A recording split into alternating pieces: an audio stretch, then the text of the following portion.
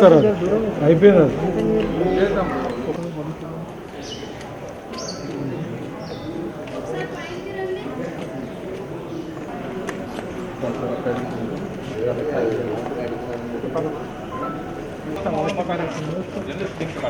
అంటే ఎవరు ఏసీ ఎవరు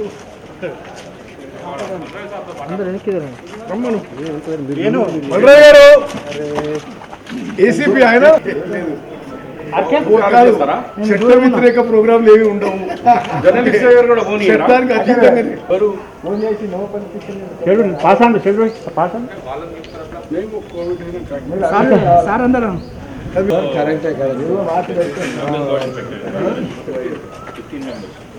మీరు ఎట్లా డ్యూటీ చేస్తారు, జర్నలిస్ట్ డ్యూటీ చేసుకుంటా డ్యూటీలో చని ఎవరన్నా జర్నలిస్టా ఇన్ని ఉన్నారు కదా ఇలా జర్నలిస్ట్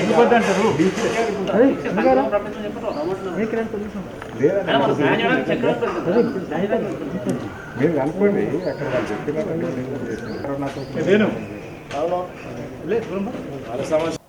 మీడియా మిత్రులకు నమస్కారం. మీకు ఇబ్బంది జరిగినందుకు క్షమించాలని కోరుతున్నాను. ఈరోజు తెలంగాణ కాంగ్రెస్ పార్టీ గోదావరి నదిపై నిర్మించబడుతున్న ఇరిగేషన్ ప్రాజెక్ట్స్ సందర్శన కోసం ప్రోగ్రాం ఏర్పాటు చేసుకున్నాం. కేవలం సందర్శన.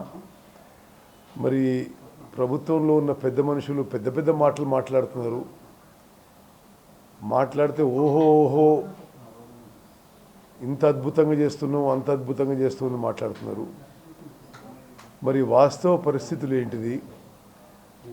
అదేవిధంగా వీళ్ళు ప్రజాహితం కోసం చేస్తున్నారా, సొంత లాభం కోసం చేస్తున్నారనే విషయం కూడా పరిశీలిద్దామని ఈరోజు కాంగ్రెస్ పార్టీ నిర్ణయించుకున్నాం.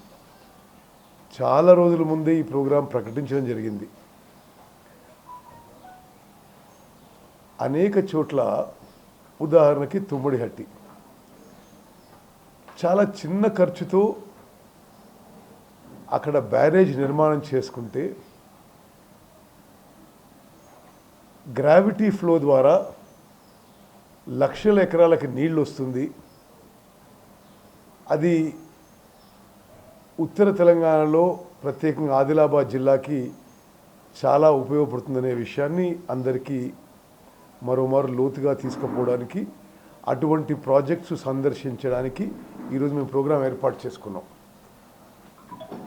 తుమ్మడిహట్టి, దుమ్ముగూడెం, గౌరెల్లి, అప్పర్ మానేర్, దేవాదుల, మరి ఈ కాళేశ్వరం కంటే ముందు ఒక కాళేశ్వరం లిఫ్ట్ పనులు మొదలుపెట్టి ఉండడం జరిగింది. అంటే గోదావరి నదిపై పెండింగ్ ఇరిగేషన్ ప్రాజెక్టులు సందర్శించుకొని ప్రభుత్వం మీద ఒత్తిడి తీసుకొచ్చి ఆ పనులు వేగవంతంగా పూర్తి చేయాలని చెప్పి ఈ యొక్క కార్యక్రమం ఉద్దేశం. చాలా స్పష్టంగా మేము చెప్పినాము. డీజీపీకి లెటర్ ద్వారా కూడా తెలియజేసినాం. మేము సోషల్ డిస్టెన్స్ మెయింటైన్ చేసుకుంటాం, మేము చిన్న సంఖ్యలోనే పోతాం, మేము మాస్కులు ధరిస్తాం, కోవిడ్-19 రెస్ట్రిక్షన్స్ పాటించి గోదావరి నదిపై పెండింగ్ ఇరిగేషన్ ప్రాజెక్ట్ సందర్శన కార్యక్రమం పెట్టుకోవడం జరిగింది. నేను నిన్న ఈ లేఖ పంపించాను డీజీపీ గారికి. ఇది అక్నాలెడ్జ్మెంట్ కూడా తీసుకున్నాం. నేను 5 సార్ల శాసనసభ్యునిగా, ఉమ్మడి ఆంధ్రప్రదేశ్లో క్యాబినెట్ మంత్రిగా, ప్రస్తుతం లోక్సభకు ఎన్నికైన పార్లమెంట్ సభ్యునిగా, తెలంగాణ రాష్ట్రంలో ప్రధాన ప్రతిపక్ష పార్టీ అధ్యక్షునిగా తెలంగాణ ప్రజలకు తెలియజేస్తున్నాను. ఇంత నిర్బంధం, ఇంత దుర్మార్గపు, ఇంత దారుణమైన పరిపాలన ఎన్నడూ చూడలేదు. అధికారంలో ఉన్న వాళ్ళకి పూర్తిగా తొత్తులుగా మారి ప్రతిపక్ష గొంతుని నొక్కువేసే ప్రయత్నం ఈరోజు జరిగినట్టుగా నేను మరి సుదీర్ఘకాలం శాసనసభ్యునిగా ఈ రాష్ట్ర ప్రజా జీవితంలో ఉన్న మరి ఏనాడు ఏ పార్టీ అధికారంలో ఉన్నా చూడలేదు.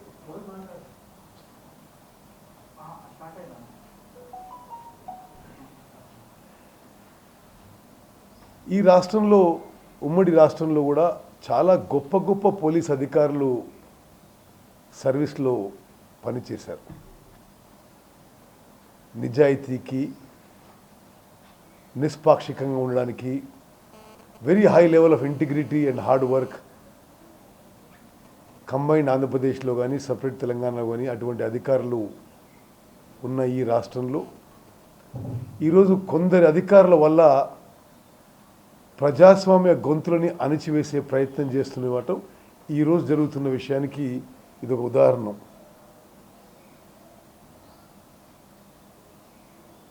అధికారంలో ఉన్న వాళ్ళు చేసే ఫాల్స్ ప్రొపగాండా ఎక్కువ జనంలోకి పోవడానికి, కాంగ్రెస్ పార్టీ యొక్క గొంతు ప్రజల పక్షాన, రైతుల పక్షాన వినిపించడానికి అవకాశం ఉండకూడదనే విధంగా ప్రస్తుతం పోలీస్ వ్యవస్థలో కొంతమంది ఉన్నతాధికారులు వ్యవహరిస్తున్న తీరు తెలంగాణ ప్రజలకు తెలియజేస్తున్నాం. నేరుగా ముఖ్యమంత్రితో సహా ముఖ్యమంత్రి గారు, మంత్రులు రాష్ట్రంలో తిరుగుతూ సోషల్ డిస్టెన్సింగ్ మెయింటైన్ చేయక, మాస్కులు ధరించక, వేల సంఖ్యలో జనం సమకూర్చుకొని వాళ్ళు చేసే కార్యక్రమాలకి ఎటువంటి నిబంధనలు ఉండవు. Congress party 2, 3, 4, 5 social distance maintain చేసి మాస్కులు ధరించి ప్రత్యేకంగా ఎన్నికైన ప్రజాప్రతినిధులు, పార్లమెంట్ సభ్యులు, శాసనమండలి సభ్యులు, శాసనసభ్యులు డెవలప్మెంట్ ప్రోగ్రామ్స్ కానీ ఇతర కార్యక్రమానికి సందర్శించడానికి కూడా అనుమతించకుండా రాష్ట్ర వ్యాప్తంగా అరెస్టు చేయడం ఇది చాలా దుర్మార్గం. తీవ్రంగా ఖండిస్తున్నాం. ఉదాహరణకి 29 మేన ముఖ్యమంత్రి కేసీఆర్ గారు కొండపోచమ్మ ప్రాజెక్టు ప్రారంభోత్సవం చేసినప్పుడు 10,000 కంటే ఎక్కువ మందిని జనం సమకూర్చి ఎటువంటి కోవిడ్-19 రెస్ట్రిక్షన్స్ లేకుండా కార్యక్రమం నిర్వహించారు. ఏమన్నా కార్యక్రమం మరి ఆ పంపులు ఆన్ చేసే కార్యక్రమం ఎవరో 2, 3 అధికారులు పోయి చేస్తే దాంట్లో ఏమన్నా అది నీళ్లు వేరే రంగు వచ్చేవా? వాళ్ళకి లేని నిబంధనలు కాంగ్రెస్ పార్టీ కార్యక్రమాలకే ఎందుకు పెడుతున్నారో పోలీస్ అధికారులు కనీసం జవాబు చెప్పడం లేదు. నేను అనేక సందర్భాలు అడిగాను, మీరు ఏ నిబంధనల కింద మా కార్యక్రమాలని ఆపివేస్తుంటే దానికి జవాబు లేదు. ముఖ్యమంత్రి కొడుకు 10 జూన్న సిరిసిల్ల కాన్స్టిట్యున్సీలో బంధన్కల్ చెరువు దగ్గర పెద్ద ఎత్తున కార్యక్రమం చేశాడు. ఏ కోవిడ్-19 రెస్ట్రిక్షన్స్ పాటించలేదు. అంతకుముందు ఆర్థిక మంత్రి హరీష్ రావు గారు రంగనాయక సాగర్ దగ్గర కార్యక్రమం నిర్వహించాడు. ఏ కోవిడ్-19 రెస్ట్రిక్షన్స్ పాటించలేదు. ఉమ్మడి నల్గొండ జిల్లా మంత్రి జగదీష్ రెడ్డి గారు అనేక కార్యక్రమాల్లో 4-5 మందిలతో నిర్వహిస్తున్నాడు. దాంట్లో ఎటువంటి కోవిడ్-19 రెస్ట్రిక్షన్స్ మరి అమలు చేయడం లేదు. అదేవిధంగా టీఆర్ఎస్ ఆవిర్భావ దినోత్సవం 24 ఏప్రిల్కి, తెలంగాణ ఫార్మేషన్ డే 2 జూన్కి, టీఆర్ఎస్ పార్టీ గ్యాదరింగ్స్కి, టీఆర్ఎస్ పార్టీ మీటింగ్స్కి వాళ్ళు పెద్ద ఎత్తున జనం సమకూర్చుకొని నిర్వహించిన పోలీసులకు ఎటువంటి అభ్యంతరం లేదు.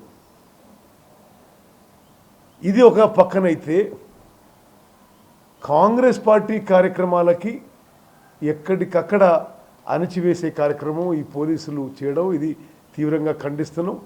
తప్పనిసరిగా గవర్నర్ గారిని, న్యాయ వ్యవస్థని మేము అప్రోచ్ కాబోతున్నాం. స్థానిక పార్లమెంట్ సభ్యునిగా నేను జూన్ 2వ తారీఖున ఎస్ఎల్బిసి ప్రాజెక్టు ఎందుకు పూర్తి చేయడం లేదో కేవలం 3 నేను, ఎంపీ వెంకటరెడ్డి గారు, మాజీ హోంమంత్రి జానారెడ్డి గారు ముగ్గురం పోతే దారిలో మమ్మల్ని అడ్డుకొని పోలీసులు రోజంతా నిర్బంధించారు. కింది పోలీస్ అధికారులు కూడా అంటున్నారు, ఎందుకో మా ఉన్నతాధికారులు ఇట్లా తయారైపోయినరు, వాళ్ళేమో అడ్డగోలు తిరుగుతున్నారు, అసలేం రెస్ట్రిక్షన్స్ లేవు, మిమ్మల్ని ఇట్లా అని చేస్తుందని కింది పోలీస్ అధికారులు కూడా మాకు సానుభూతి వ్యక్తపరిచారు. స్వయాన నాకు కూడా ఎస్ఎల్బిసి ప్రాజెక్టు పూర్తి చేయాలి, అది నా పార్లమెంటరీ కాన్స్టిట్యున్సీలో ఉంది, జరుగుతున్న పనులని ముగ్గురం పోయి చూడడానికి పోతే అది ఆపేశారు.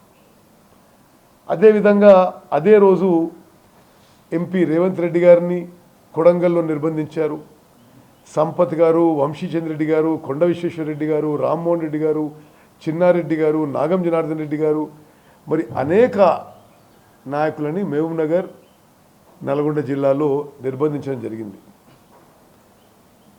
ఇది మేము స్పష్టమైన ఒక అష్యూరెన్స్ ఇచ్చిన వాళ్ళకి, మేము elected MPs, MLCs, MLAs development works visit చేస్తున్నాము, ఇది మా డ్యూటీ, ఇది మా బాధ్యత, ఇది మా రెస్పాన్సిబిలిటీ అని. అయినా సరే మరి పోలీసులు నిజంగా ఒక దుర్మార్గపు ఆలోచనతో మా గొంతు ప్రజల్లోకి పోవద్దనే విధంగా వ్యవహరిస్తున్న విషయం తెలంగాణ ప్రజలకు తెలియజేస్తున్నాం. అదేవిధంగా నేను మంజీరా ప్రాజెక్ట్ ఎండిపోయింది, అక్కడ చుట్టుపక్కల బోర్వెల్లు కూడా 1200 ఫీట్కి పడిపోయినాయి. 1200 ఫీట్ తవ్వితే కానీ నీళ్ళు రావడం లేదు బోర్వెల్ నుంచి అని చెప్పి స్థానిక ఎమ్మెల్యే జగ్గారెడ్డి చెప్తే ఇద్దరం బయలుదేరినాం. మంజీరా ప్రాజెక్ట్ చూసి మరి కాళేశ్వరం నుంచి తొందరగా నీళ్ళు తీసుకురావాలి, గతంలో ముఖ్యమంత్రి హామీ ఇచ్చిండు అనే విషయం చెప్పడానికి పోతే అక్కడ మమ్మల్ని పోలీస్ స్టేషన్లో నిర్బంధించడం జరిగింది. 2 రోజుల క్రితం బట్టి విక్రమార్క గారు సిఎల్పి లీడర్గా, సీనియర్ దళిత నాయకునిగా రాష్ట్ర వ్యాప్తంగా కరెంటు బిల్లులు విపరీతంగా వచ్చాయి. సెక్రటేరియట్ పోయి ముఖ్యమంత్రిని, మంత్రులను కలిసి ఈ కరెంటు బిల్లు ఈ స్థాయిలో రావడం ఇది జనానికి ఇబ్బంది అవుతుందని చెప్పి అనొక ప్రోగ్రాం ఏర్పాటు చేసుకుంటే దానికి కూడా పూర్తి స్థాయిలో పోలీసు అధికారులు నిర్బంధించడం జరిగింది. పార్లమెంట్ సభ్యులు, శాసనమండలి సభ్యులు, శాసనసభ్యులు ఈ విషయాల్లో ప్రభుత్వానికి ప్రస్తావించడం ఏదైనా పొరపాట, ఎక్కడన్నా పెద్ద ఎత్తున జనం గుమిగూడినరా, ఎక్కడన్నా కోవిడ్-19 రెస్ట్రిక్షన్స్ ఉల్లంఘించినరా, ఏమీ లేదు. అయినా సరే కరెంటు బిల్లులు ఎక్కువ వచ్చినాయి, సెక్రటరీ పోయి చెప్పుకుంటామన్నా నిర్బంధన. అదేవిధంగా ఏ స్థాయికి పోయిందంటే టీఆర్ఎస్ నాయకులు వందల వేల మందితో బర్త్డే పార్టీస్ చేసుకున్నా ఏ కోవిడ్-19 రెస్ట్రిక్షన్స్ ఉండవు. ఒక విలేకరి రిపోర్ట్ చేస్తే అతని ఇల్లు ధ్వంసం చేయిస్తారు. మరి ఇప్పటి వరకు నేను లిఖితపూర్వకంగా డీజీపీ గారు అడిగినా, ఫోన్లో నిన్న కమిషన్ అడిగినా, మీరు ఏ నోటిఫికేషన్ ప్రకారము, ఏ చట్టం ప్రకారము మీరు ఈ నిర్బంధం ఇంప్లిమెంట్ చేస్తుండ్రు అంటే ఏ స్పష్టమైన సమాధానం లేదు. ఏమైనా మాట్లాడితే మరి ఏదో హోమ్ మినిస్ట్రీ నోటిఫికేషన్స్ ఉన్నాయంటాడు. మరి హోమ్ మినిస్ట్రీ నోటిఫికేషన్స్ ఒక పార్టీకే ఉంటాయా? హోమ్ మినిస్ట్రీ నోటిఫికేషన్స్ ప్రభుత్వంలో పెద్ద మనుషులకు ఉండవా? మరి దీనికి సమాధానం లేదు. అదేవిధంగా ఎంపీస్, ఎమ్మెల్సీస్, ఎమ్మెల్యేస్ యొక్క ప్రివిలేజెస్ కూడా ఈ పోలీస్ వాళ్ళు వయలేట్ చేస్తున్నారు. తప్పనిసరిగా అతి త్వరలో లోక్సభ స్పీకర్ గారికి, శాసన మండలి, శాసన సభ అధిపతులకు కూడా దీని మీద కంప్లైంట్ చేయబోతున్నాం. మేము ఎక్కడా కూడా పెద్ద ఎత్తున మీటింగ్స్ పెట్టడం లేదు, మేము ఏ చట్టం ఉల్లంఘించడం లేదు. భారతదేశానికి స్వాతంత్రం తీసుకొచ్చిన పార్టీగా, తెలంగాణ రాష్ట్రం ఇచ్చిన పార్టీగా ప్రజల సమస్యలని, ప్రభుత్వ వైఫల్యాలని ఎత్తి చూపడానికి మరి పోలీసులకు ఎందుకు ఇబ్బంది పడుతున్నారో అర్థం కావడం లేదు. నేను స్పష్టంగా ఈ లేఖలో నిన్న రాసిన ఈ లేఖ, మేము రేపు గోదావరి మీద పెండింగ్ ఇరిగేషన్ ప్రాజెక్ట్ సందర్శిస్తున్నాము. మేము చాలా తక్కువ సంఖ్యలో పోవడం జరుగుతుంది. అదేవిధంగా మేము సోషల్ డిస్టెన్స్ మెయింటైన్ చేస్తాం, మేము మాస్కులు ధరిస్తాం. మీకేమన్నా ఎక్కడన్నా ఆ ఉల్లంఘన ఉంటే కేసులు పెట్టుకోండి.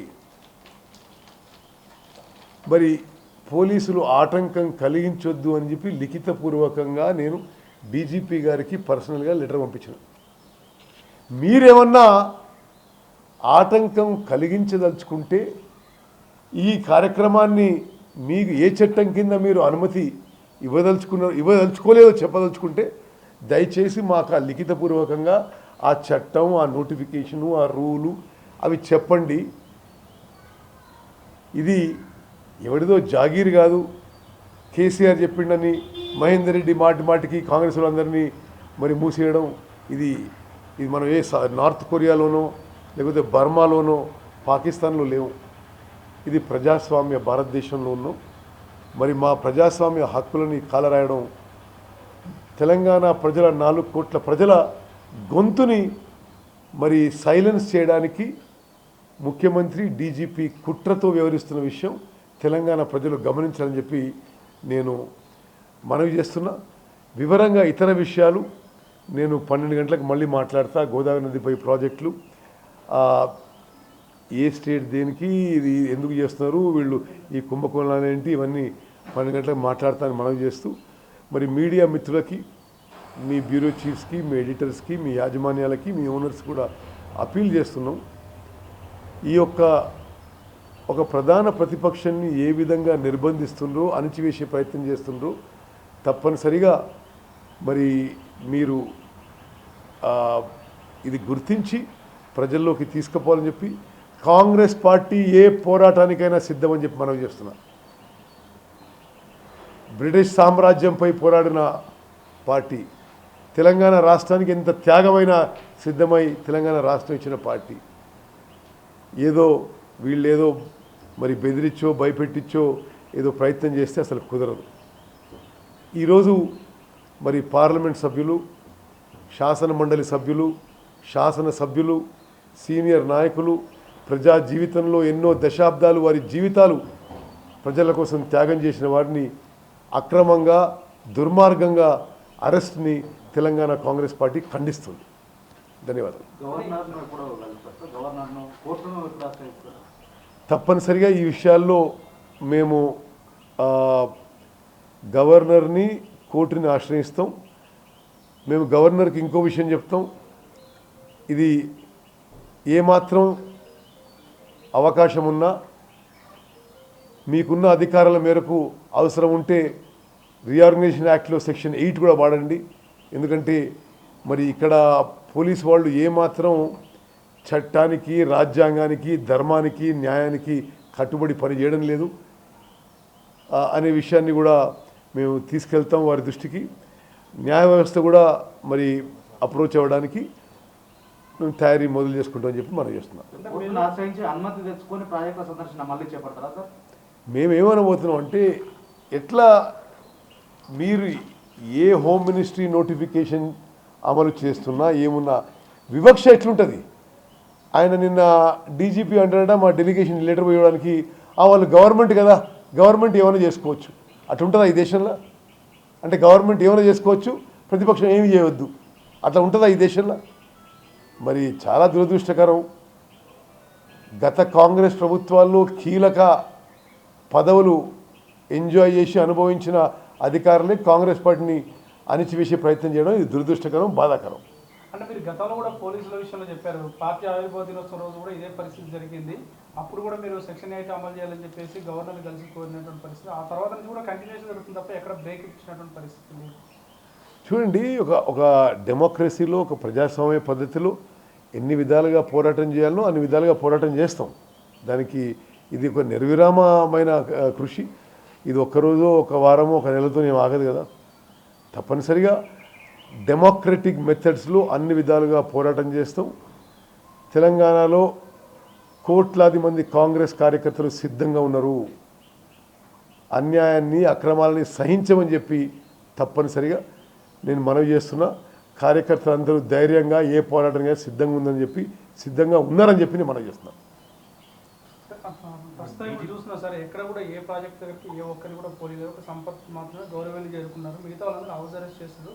కనీసం ప్రజాప్రతినిధులు కూడా ఇంటిమేషన్ లేకుండా రావడం అనేది ఏ సెక్షన్ కింద వస్తుంది, ఏ రకం వస్తుంది అనేది ఒక ప్రశ్న.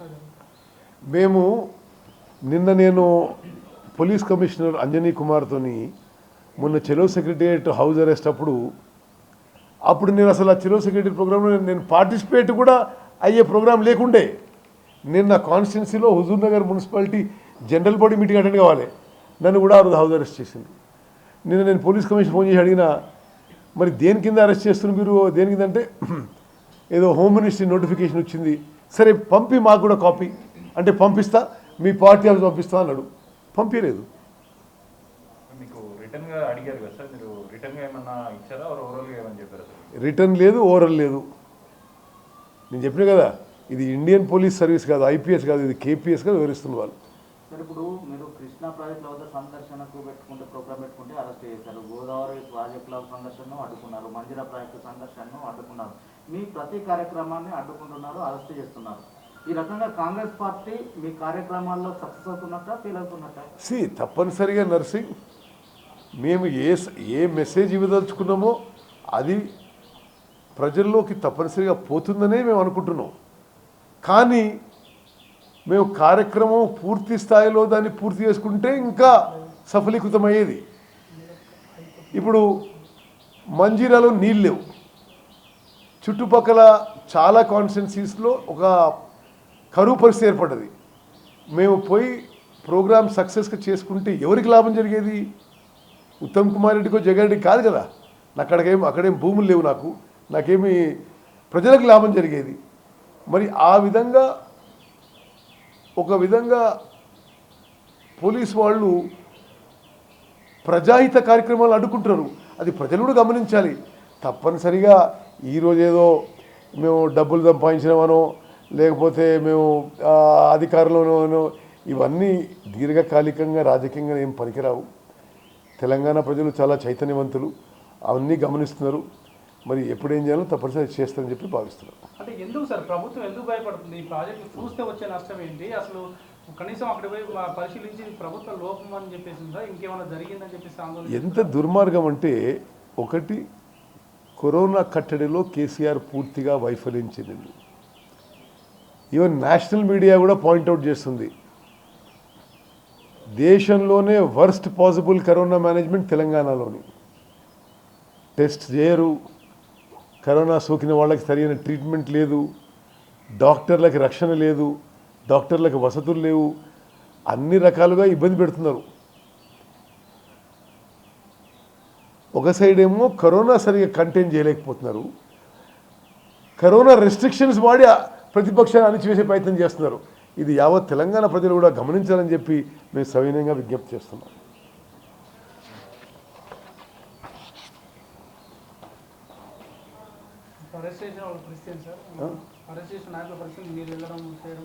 అంటే లేదు, నేనేమనుకున్నానంటే ఇప్పుడు ఈ ప్రాజెక్టుల విషయంలో కొంత బ్రీఫింగ్ తీసుకొని ఇక్కడ నేను ఆ వాయిస్ జనంలోకి పోతే బాగుంటుంది చెప్పి నేను మళ్ళీ 12 గంటలకు ప్రెస్ మీట్ పెట్టాను. అంటే ఉదాహరణకి ఈ ప్రాజెక్ట్ పోతున్నాం, ఎందుకు పోతున్నాం, ఆ విషయాలు నేను మళ్ళీ కొంత అక్కడ ఇప్పుడు అరెస్ట్ అయిన లీడర్లతో మాట్లాడి 12 గంటలకి ప్రెస్ మీట్ పెడతాను. సార్ అంటే ఇప్పుడు ప్రాజెక్టులు అంటే చాలా ప్రాముఖ్యత కాబట్టి మీరు లోపాలు చూపుతారని చెప్పేసి అంటున్నారు. రేపటి నుంచి ఏ చిన్న కార్యక్రమం చేసినా మిమ్మల్ని ఇదే పరిస్థితిలో అరెస్ట్ చేసుకుంటూ పోతే కేవలం ఇళ్ళకే పరిమితం చేస్తే పరిస్థితి ఏంటి సార్ కాంగ్రెస్ పార్టీ? సరే, ఇది చాలా దారుణమైన పరిస్థితి, దుర్మార్గమైన పరిపాలన. దానికి ప్రజాస్వామ్య పద్ధతిలో పోరాటం చేస్తుంది. దానికి వ్యతిరేకం. అరెస్ట్ అయిన వాళ్ళని విడుదల చేయాలి, వదిలేయాలని. అరెస్టు చేయడమే అక్రమం, ఇది తప్పు, ఇది చట్ట వ్యతిరేకం.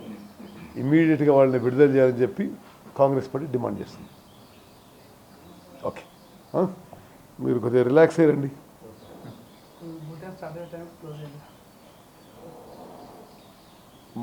మనం ఏమంటారా, నేను అన్ని